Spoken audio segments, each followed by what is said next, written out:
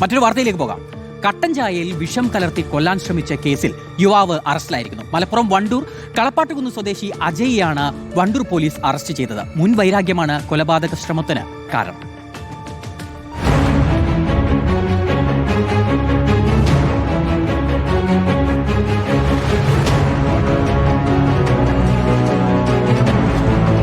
ഈ മാസം 10-നും 14-നുമാണ് കേസിനാസ്പദമായ സംഭവം. പരാതിക്കാരനായ വണ്ടൂർ കാരാട് വടക്കുംപാടം സ്വദേശി സുന്ദരനെയാണ് കൊലപ്പെടുത്താൻ ശ്രമിച്ചത്. കാരാടുള്ള ജോലിസ്ഥലത്ത് വെച്ച് സുന്ദരൻ ബൈക്കിൽ സൂക്ഷിച്ചിരുന്ന ഫ്ളാസ്കിലെ കട്ടൻ ചായയിൽ വിഷം കലർത്തിയെന്നാണ് കേസ്. റബ്ബർ ടാപ്പിംഗ് തൊഴിലാളിയായ സുന്ദരൻ ബൈക്കിലെ ഫ്ളാസ്കിൽ കട്ടൻ ചായ സൂക്ഷിച്ചു വെക്കാറുണ്ട്.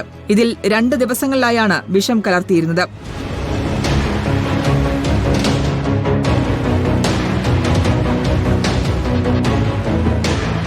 പോലീസിൽ നൽകിയ പരാതിയെ തുടർന്ന് നടത്തിയ അന്വേഷണത്തിലാണ് അജയ് പിടിയിലായത്. പ്രതി കുറ്റം സമ്മതിച്ചതായും പരാതിക്കാരനോടുള്ള മുൻവൈരാഗ്യമാണ് കൃത്യത്തിന് പ്രേരിപ്പിച്ചതെന്നും പോലീസ് പറഞ്ഞു. പെരിന്തൽമണ്ണ കോടതിയിൽ ഹാജരാക്കിയ പ്രതിയെ റിമാൻഡ് ചെയ്തു. റിപ്പോർട്ടർ, മലപ്പുറം.